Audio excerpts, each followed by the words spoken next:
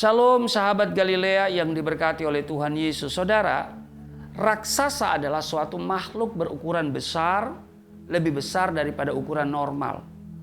Raksasa ini pernah membuat Israel ciut, takut, dan tawar hati. Mereka melihat diri mereka seperti belalang. Sudah bisa bandingkan, sudah baca di dalam Bilangan pasal 13 ayat 33. Di sana tertulis, juga kami lihat di sana orang-orang raksasa, orang enak yang berasal dari orang-orang raksasa, dan kami lihat diri kami seperti belalang, dan demikian juga mereka terhadap kami. Ini yang mereka lihat dan akhirnya mereka menjadi takut. Mereka sungut-sungut dan melawan Tuhan. Saudara, banyak orang menyebut Goliat sebagai raksasa, tetapi Daud tidak pernah menyebutnya demikian. Daud menyebutnya sebagai orang Filistin yang tidak bersunat. Dan kemudian Daud mengalahkannya. Nah saudara, terhadap masalah yang Anda lihat seperti raksasa, berilah mereka nama yang menunjukkan bahwa masalah itu tidak ada apa-apanya. Kecilkan masalahmu. Amin. Jangan besar-besarkan masalahmu. Saya mau katakan, jangan pernah saudara membesar-besarkan masalahmu. Karena jika demikian, saudara pasti akan kalah. Saudara dan saya memiliki kuasa Allah yang jauh lebih besar dari segala kuasa yang ada di dalam dunia ini. Amin. Karena firman Tuhan berkata, roh yang ada di dalam kita itu jauh lebih besar daripada roh yang ada di dunia ini. Amin. Nah, bagaimana kita bisa mengalahkan raksasa-raksasa dalam hidup ini? Yang pertama, melihat masalah dengan mata iman.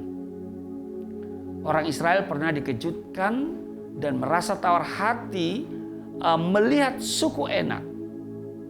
Banyak dari mereka atau orang Israel melihat mereka seperti belalang kecil dan tidak berdaya. Bahkan mereka membawa kabar negatif kepada orang Israel lainnya.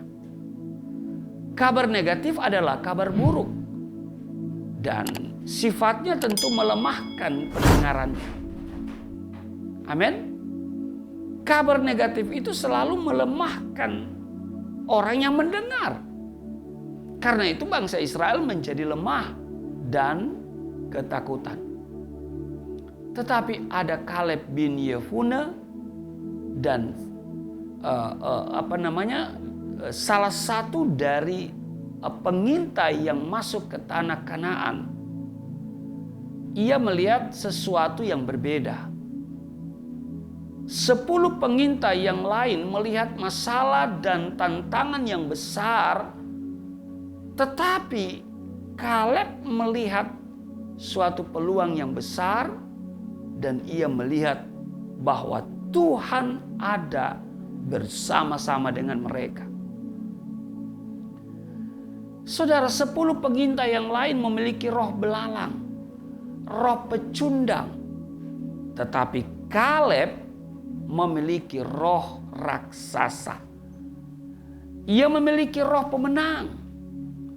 Kaleb berkata di dalam Bilangan pasal 14 ayat 9, hanya janganlah memberontak kepada Tuhan dan janganlah takut kepada bangsa negeri itu, sebab mereka akan kita telan habis.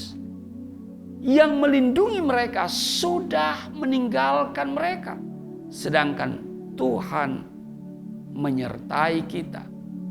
Jangan takut kepada mereka. Ini ucapan Kaleb.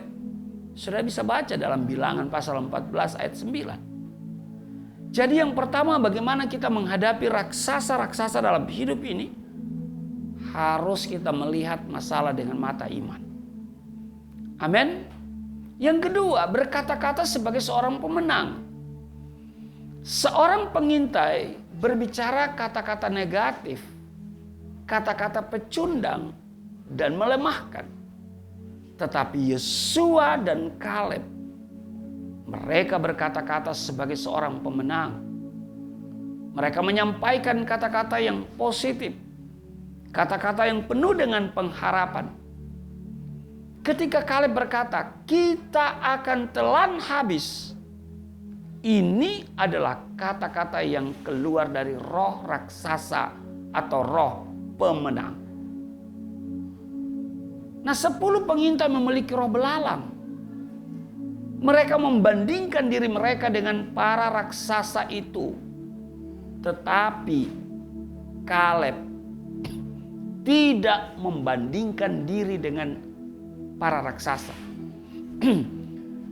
Ia melihat Tuhan yang lebih besar yang menyertainya.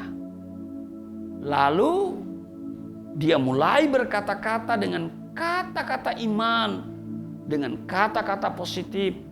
Ia berkata, tidak, kita akan maju dan menduduki negeri itu sebab kita pasti akan mengalahkannya. Saya bisa lihat dalam Bilangan pasal 13 ayat 30. Nah, seorang pemenang adalah seorang yang selalu berusaha berjalan maju dan selalu membuat tenang hati saudara-saudaranya seperti Yosua. Tetapi dengar baik, seorang pecundang adalah seorang yang selalu berusaha melemahkan yang lain. Dia ingin berhenti dan mundur. Karena itu firman Tuhan datang kepada bangsa Israel. Demi aku yang hidup, demikianlah firman Tuhan, bahwasanya seperti yang kamu katakan di hadapanku, demikianlah akan kulakukan kepadamu. Itu tercatat dalam Bilangan 14 ayat 28. Jadi apa yang kita katakan dengan mulut kita di hadapan Tuhan, itu yang Tuhan akan lakukan terhadap diri kita. Maka mulai dari sekarang ini, mari kita memperkatakan hal-hal yang positif tentang kehidupan kita, tentang rumah tangga kita, tentang masa depan kita, tentang kesehatan kita, tentang ekonomi keuangan kita. Dan jangan pernah mengatakan hal-hal yang negatif. Perkatakan perkataan iman. Sebab kualitas hidup sebagai seorang Kristen bergantung pada 2 kata, yaitu percaya dan mengatakan. Percaya dan mengatakan artinya berkata-kata, dan perkataan kita itu penuh kuasa. Perkataan kita adalah perkataan yang akan Tuhan perhitungkan di hadapan kita. Itu sebabnya saudara, mari mulai hari ini ketika ada raksasa-raksasa atau masalah-masalah dalam hidup kita, mari saudara kita melihat dengan mata iman. Dan yang kedua saudara, mari kita berkata-kata sebagai seorang pemenang. Maka engkau akan tampil sebagai seorang pemenang. Tuhan Yesus memberkati. Mari kita berdoa. Terima kasih Tuhan untuk firman yang mengajarkan kami hari ini. Untuk melihat segala persoalan dengan kacamata iman. Dan kami juga harus berkata-kata dengan perkataan iman. Maka itu yang akan kami alami dalam hidup kami, jadi sesuai dengan apa yang kami imani dan katakan.